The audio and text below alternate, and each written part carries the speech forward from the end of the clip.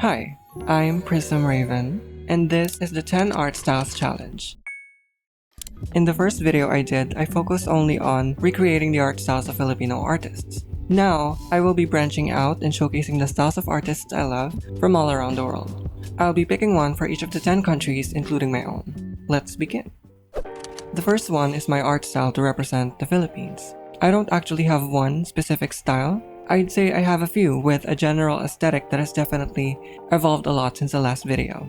I take inspiration from shows like Steven Universe, comic books, Loish, There's so many I can't name them all without boring the heck out of you. I'm drawing a creature from my Drawing Perfumes as Characters video. This is the shapeshifter based off of the Miyake perfume.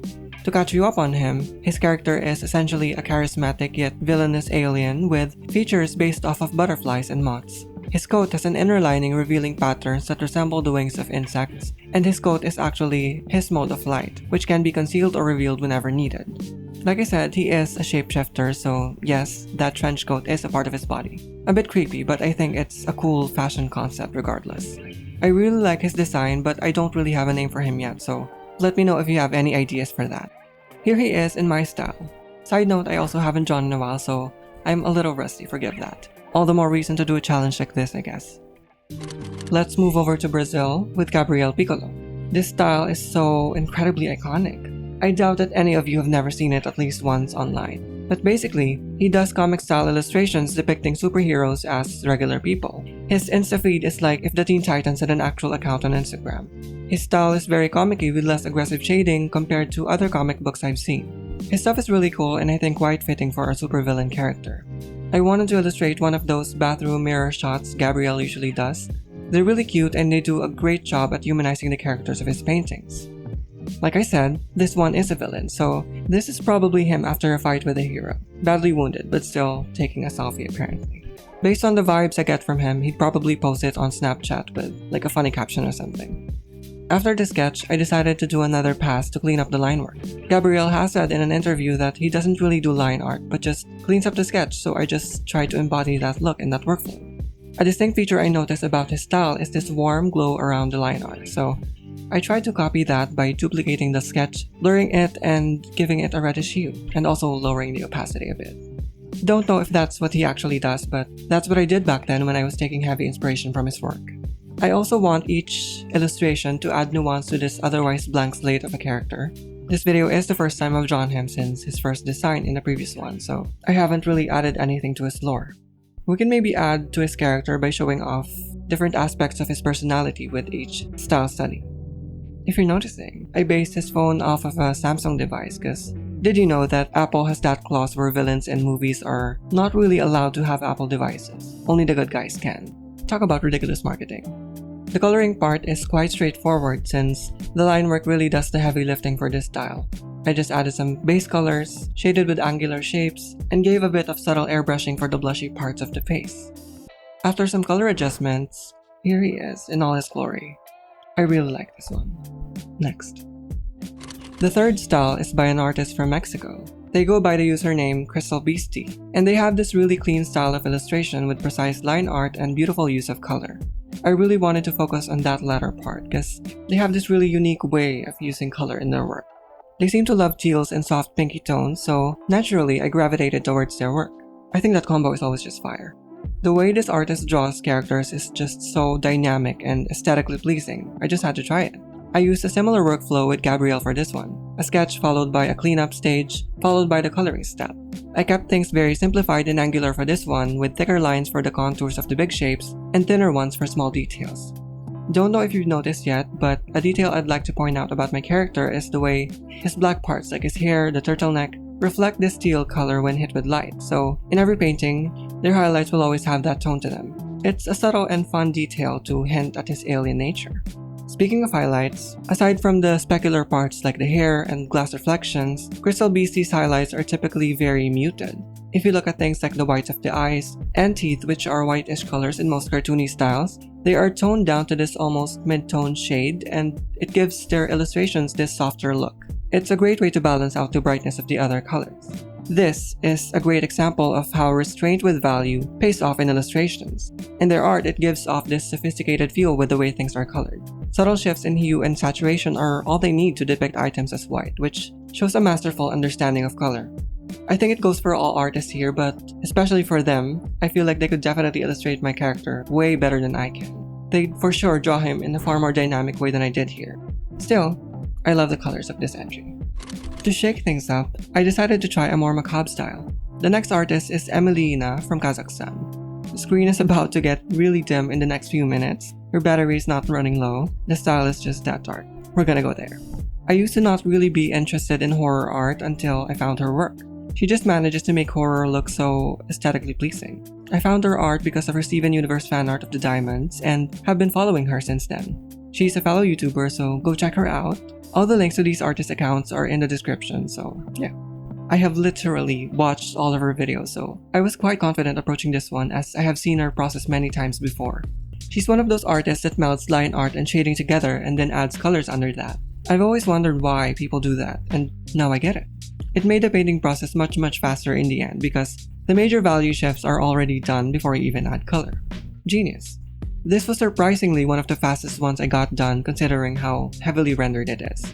This is why I think challenges like this are really important. They force you to really dig deep into the process and learn from that instead of only learning from looking at the final result. It's truly a deeper level of learning art, better than tracing and copying in my opinion. I suggest anyone in a creative rut to try this challenge. It's difficult, yes, but you'll be surprised with how much you can learn from it. In typical Emilyena fashion, I kept everything desaturated, dark and sinister looking. The lines and proportions are much more angular than I'd go, and textures are very much present in the brushwork. It feels very foreign to me to not use the blenders for a painterly style, but hey, when in Rome, or Kazakhstan. She also likes adding this muted rim light around characters, so of course I had to add one. This scene is him actually getting his hands dirty. It's a great reminder that this character is still very much an evil presence. I'm kind of proud of how I managed to make him look very creepy with this one. Lately my style has been less rendery, so it's also quite nice to go back to my roots a bit and try a style with heavier rendering. I also think it's one of the most accurate style copies I've done so far. Like if I saw this in her feed and I, didn't make the character, I wouldn't really question it, I think. It kind of just looks like something she would post, so I'm really happy with that. If you don't agree, well, fight me in the comments. I'm kidding. Doing a complete 180, we shall delve into the realm of pixel art with Megalithiccat. They are from Australia, and by the way, the countries I put on here for each artist are just what they have on Instagram and ArtStation. I'm not actually sure if they live there, if that's their nationality, ethnicity, or whatever, but that is what I went with for selecting my roster of artists in this video. This is one I had issues recording since it is pixel art and the dimensions are very low, so the create a record function did not work properly. I think it has to do with image compression because the speed paint looked like this. Thankfully, I found out early on and switched to OBS. I avoid doing this now, recording in OBS, as I tend to move around a lot when I'm painting, especially when I'm stressed with a piece, which I usually am with art style challenges. So apologies in advance for any turbulence in footage for this one. I found out about Megalithiccat from Cynic's Design's Chroma Core competition. They're one of the cadets for the 2022 season and they went by the username FatCat there, if that rings a bell to some of you. I love their entries in that competition, by the way. They do these really amazing environment animations and they just have so much life and mood to them. They recently started posting character-focused art, so I made sure to include them here to show appreciation because I am a bit of a stan. I went into this one quite arrogantly, to be honest. This was supposed to be the rest entry of sorts. I thought, oh, it's pixel art, it's gonna be easy, whatever. It's a nice break from the rendering. No, I would say in all honesty that this was the most difficult one out of the 10. I think it's because pixel art is completely new to me, unlike the other styles, where I've sort of done similar stuff in the past already. The uniqueness of this one gave me whiplash and it took me 4 hours to finish it. I had like crazy headache after and I was just done with life. I can't do it. Anyways, back to the artist. A distinct feature of their character art, aside from the bright colors, is the inclusion of perfectly aligned lines and diagonals in their silhouettes. I just think it's fun how they lean into that aspect of pixel art, so I made sure to add that. I definitely made this image too small. The pixels look quite big compared to the OG style, so if I were to redo it a 4th time, I'd make the canvas bigger. Yes, this is the 3rd attempt, and I still flopped. I still kept it in because it's a great learning moment for me. Not every moment has to be a win, and the end product is still cute in my opinion, so yes. Shout out to all pixel artists. I now know to never judge an art style by its pixel count. The next artist is one of my biggest idols. She needs no introduction. Representing the Netherlands, it's Loish. Where do I even begin with this artist? I need a stronger word than mother because this is ancestral levels of matriarchal iconicness. If she happens to not be one of your faves, I can guarantee you that she is one of your favorite artists' favorite artist. Her style is flowy, round, and full of life and motion. The colors are emotive and beautifully painted on, and nothing ever feels overworked. I feel like people don't give her enough credit for literally pioneering an entire category of illustration styles online. I can easily think of 5 accounts I follow that take heavy inspiration from her, and I'm sure there's many more out there. And understandably so, cause, look at the material. She typically draws rounder and more feminine characters, at least in her fully finished portraits, so I went for a softer, more boyish look for my character. The colors are much less potent than I usually go, with warm skin shades bleeding softly into other parts like the hair. Everything about her work is just effortless. She avoids over-rendering, as she mentioned that it takes away from the energy of the sketch. I'm not sure I was successful with that, but I tried. Her character illustrations are also typically paired with plants or animals, so for this one I added butterflies to frame him. Only fitting due to his character origins. Maybe he's one of those characters that can disappear and leave like a cloud or like a kaleidoscope of butterflies. After the sketch, I went straight to coloring, blocking in the big local colors first and using the lasso tool to form the shapes needed for shading. I kept the rendering to a minimum, at least as much as I can, and really focused on movement and making sure each shape flows elegantly into one another as she typically does. I'm not sure I did a great job with the butterflies, but I still like them. She is another artist that loves a blown out rim light, so I made sure to add one to this. I definitely got that from her. After airbrushing some soft tones into the background, here is the final result. I also made a darker version because I wanted to. Hey, it's my channel, not yours. And I do what I want. Not the most accurate style recreation, but it's as close as I'm gonna get for now. Next. The next artist is Ahmad Adawy from Palestine. Now, I want to briefly discuss this ongoing issue happening to this country. I'll try to keep it at a minimum, as censorship is insane around this topic if you haven't noticed. And truly nothing I say will matter if the video will only get shadow banned anyways. But all I can say is that we are witnessing some of the most catastrophic violations of peace and human rights in recent history, all because of a country that is not even real. It sucks that I don't have the influence and the money to help, but all we can do is try and give our own voices and use our platforms in whatever way we can. I will be linking some resources if you're curious to understand more about what is happening right now, and a GoFundMe link that I saw from another artist for Palestine. That'll all be in the description, so go check that out for sure. I just wish the people of Palestine truly find peace and artists out there just get to make art and be creative, instead of being in this prolonged state of fear and suffering. Back to our artist. I found his style on Instagram and was just captivated by this markery approach to his illustrations. He has another style that is mainly green, red, and black and focuses on darker themes, but out of respect for the topics it touches on, I chose to illustrate in a different style of his. His illustrations overall are very emotive and full of life, so I really wanted to capture that with his piece. Again, not sure if I'm very successful. Could have chosen a better pose, definitely. This is a unique one because I pretty much went into the line art directly with minimal sketching. After that, I decided to add some colors, making sure to mimic his textures and brushwork. Shading is hard-edged and quite conservative. I chose this Rembrandt style of shading he had with his illustration. He is also another one that likes rim lighting, so I chose to emulate that with a light yellow and a cyan rim light on each side. Here, you can see me try and copy the alcohol marker texture on his pieces. I wasn't fully convinced with the style study, so I did some fiddling around, some cleanup, and ended up with a decently similar style to his. All I'm gonna say is that the supervillain levels of tyranny that we are seeing right now should be something that stays in fiction. That is not something that we should allow to happen. We can do much better than this. Show this artist some love, please. Free Palestine, always. The next artist is one of my favorites as of the moment. She is from Argentina and goes by the username Gretlusky. Her style, I would say, is very expressive and a beautiful balancing act between round and pointy shapes. Majority of the figures I saw here can be broken down in rounded triangles, which I would say is a defining feature of her portraits. This is another style where the heavy lifting is done by the line art. With styles like this, getting the line art on point is more than half the battle, and I think I did a decent job at replicating hers. At first, I really took inspiration from this image she has on Instagram. It's quite different from her other work, but I love this so much actually.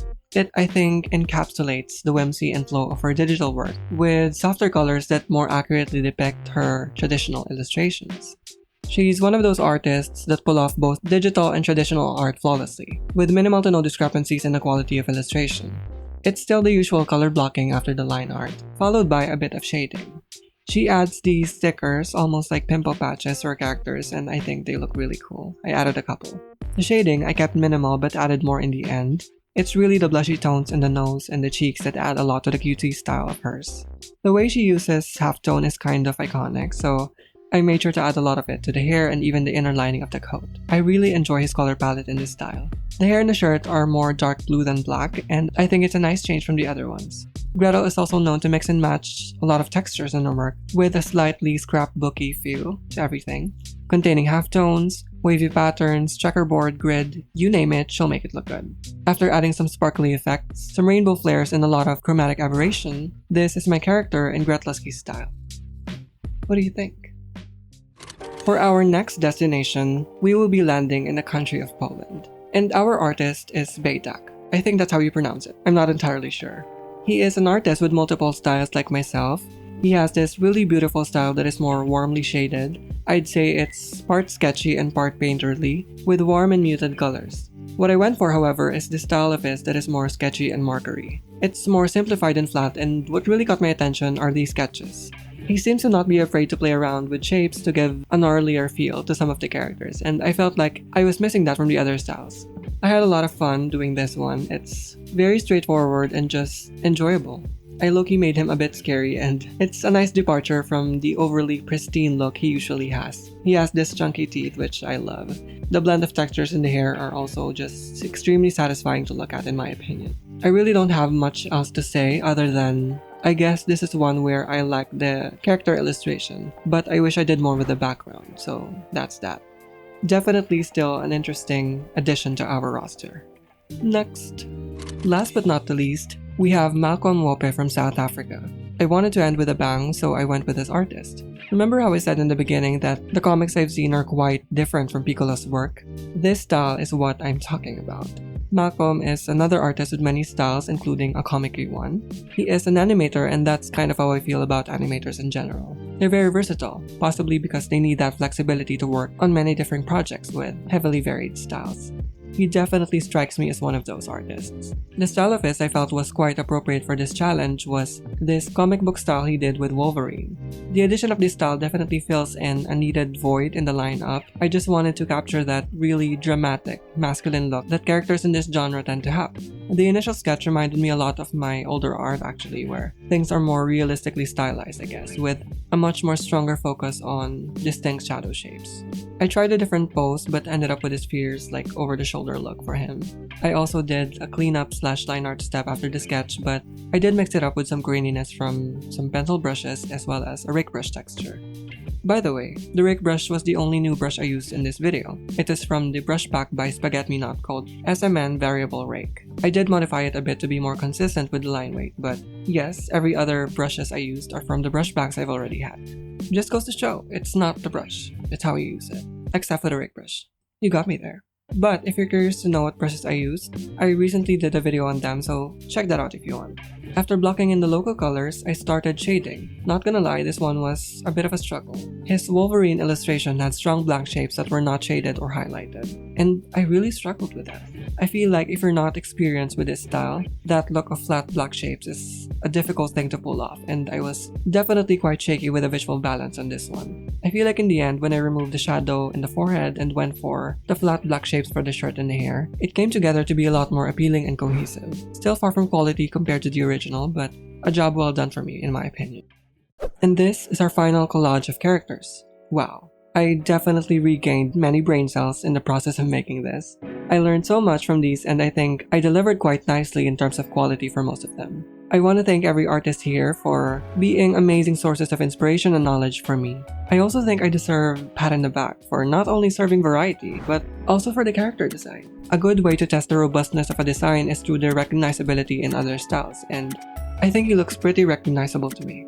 If you'd walk away with any knowledge from this challenge, I hope that it is to free Palestine, 1, and 2, to look at styles holistically. So many people see style as only about specific facial features or how someone draws hands or something, when it is so much more than that. It is genre, shading type, texture, shape language, value range, color preferences, line work. So many infinite creative choices that are built on knowledge and preference. I didn't need to draw a single eye in this video to have the styles match, and I still sold the looks of each one. The strength of their fundamentals is truly what carries an artist. And I hope I have imparted that idea onto you, the viewers. I learned a lot and I hope you did too. Which one is your favorite? If there are any more artists whose art you'd like to see in future iterations of this video, let me know. If you're still curious what brush packs I used, you can watch my brushes video next. Thank you so much for watching. Bye!